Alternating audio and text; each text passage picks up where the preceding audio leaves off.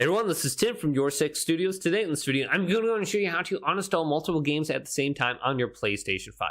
So if you're on the home screen here, you can go over the game, press Options, and then you can go to Delete to remove it from your PlayStation. Otherwise, you can go to Game Library and you can find the game under here, and then go to Options and delete it. Now, if you want to delete multiple games and uninstall them at the same time, we need to go to Settings right here and select this.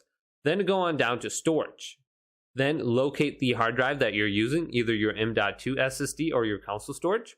And then you can go to Games and Applications. So let's go to here and select it.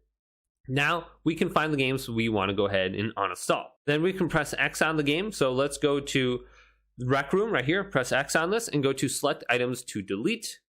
Then we can select multiple items. So I have Rec Room selected, and then I have the Endling right here we can select. Walk around mini golf or something else. Then we can go on down to delete. So I'm going to be deleting two games, Rec Room and Endling, off my PlayStation 5. Let's go to OK. And those games are now deleted.